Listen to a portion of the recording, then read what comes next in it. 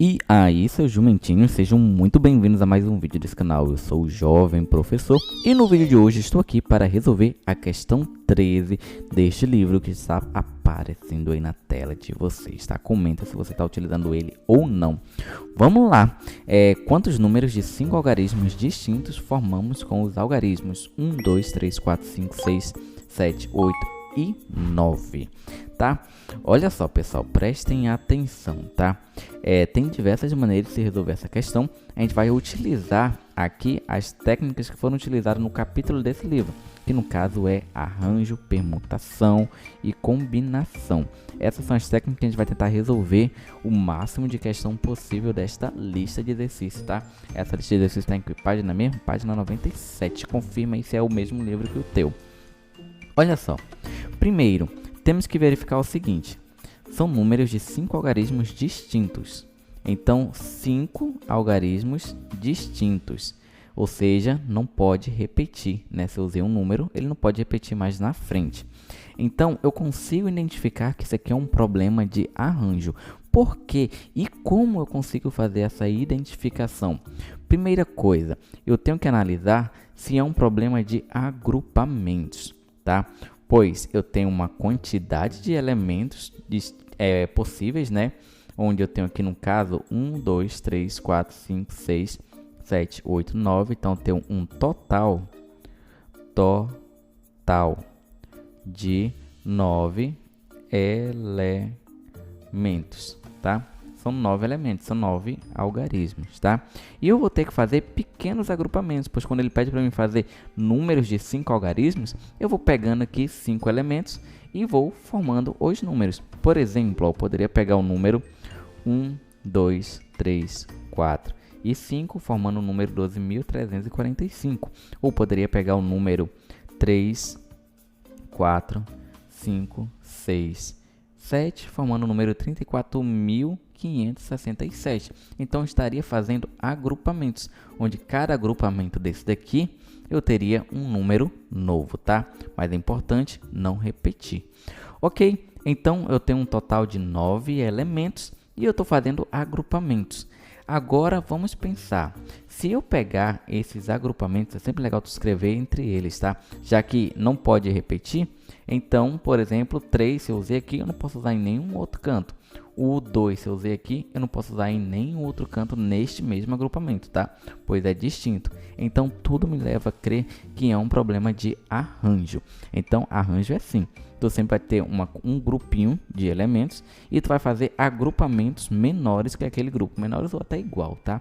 Mas sempre vai fazer agrupamentos. E o mais importante, a ordem em que eu escolho cada um dos elementos pertencente ao agrupamento tem que fazer a diferença. Por exemplo, eu tenho aqui o número 2.345. Se eu penso em trocar a ordem de escolha de dois elementos aqui do agrupamento, pois aqui eu escolhi primeiro 1, depois o 2, depois o 3. Agora, em vez do 4, eu decido escolher o 5. Vamos ver se faz a diferença. 1, 2, 3, 5, 4. Fez a diferença? É o mesmo agrupamento que o anterior? Seria a mesma possibilidade? Não, pois aqui era o número 2.345 e aqui virou o número 12.354. Então, fez toda a diferença. Quando eu troco a ordem dos elementos, a ordem de escolha do agrupamento, a gente vai criar um novo elemento, ou seja, a ordem importa. E toda vez que a ordem importar, a gente tem um problema de arranjo. Toda vez que a ordem de escolha importa, a gente tem um problema de arranjo, tá? Então, isso aqui é arranjo. Bora lá. Mas como é que é esse arranjo? É um arranjo simples de... Sabe da fórmula? A gente não tem N, P... Ou seja, arranjo simples de N elementos, tomar o P a P. Aqui, ó, a gente tem que o N é o total. Assim, N é o total. E o P é a quantidade de elementos que tem cada agrupamento. Olha, isso aqui não são os agrupamentos que tem que ser escolhido 5 algarismos, né? 5 algarismos. Então, vai ter 1, 2, 3, 4, 5 elementos em cada agrupamento. Então, o P, nesse caso aqui, é a quantidade de elementos que tem cada agrupamento, que no caso é 5. Ou seja, a gente tem um arranjo simples de 9 elementos tomados de 5 em 5. Pronto. Sabendo disso, basta resolver agora, pois a fórmula do arranjo, você sabe, arranjo é igual a n fatorial, se não sabe, escreva aqui, dividido para n menos p fatorial, tá? Então, de forma semelhante, aqui a gente já consegue fazer a analogia, ó, que o n é 9 e o p é 5. Então, eu terei arranjo simples de 9 elementos tomado de 5 em 5, será exatamente 9 fatorial, né? Pois é o n não é 9, então fica 9 fatorial, dividido para 9 menos 5 fatorial. E aí já consegue fazer as continhas, pois a aula de fatorial você entendeu, eu espero, né? Que é o que?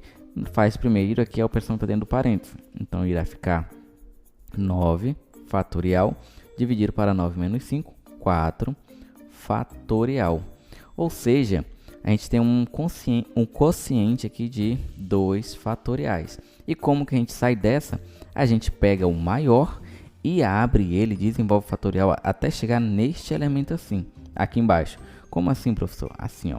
A gente vai pegar o 9. O que é o 9 fatorial? O 9 fatorial é 9 vezes 8 vezes 7 vezes 6 vezes... A gente vai continuar até chegar a 1. A gente vai continuar até chegar no 4 só. Vezes 5 vezes 4. Opa, cheguei no 4.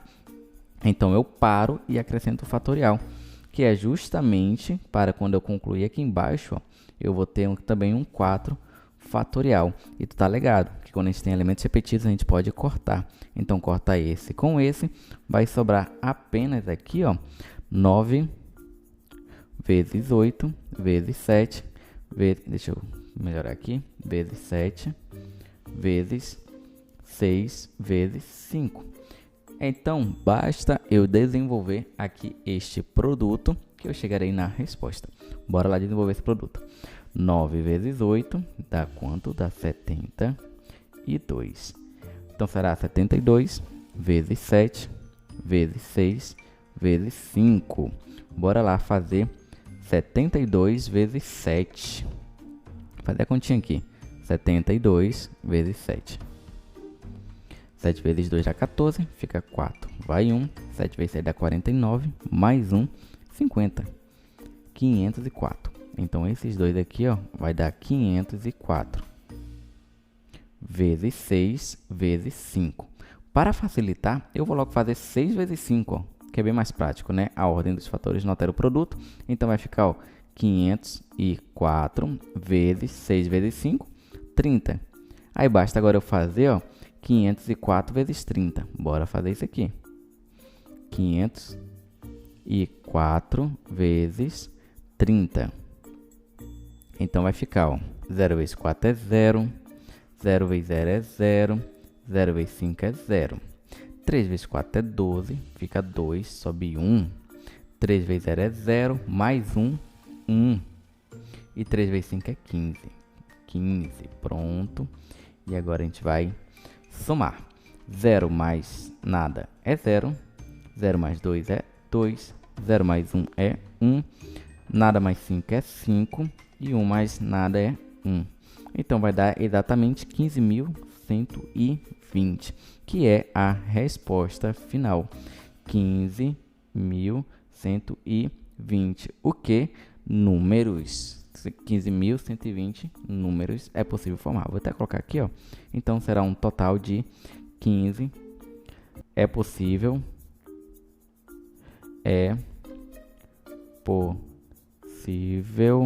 formar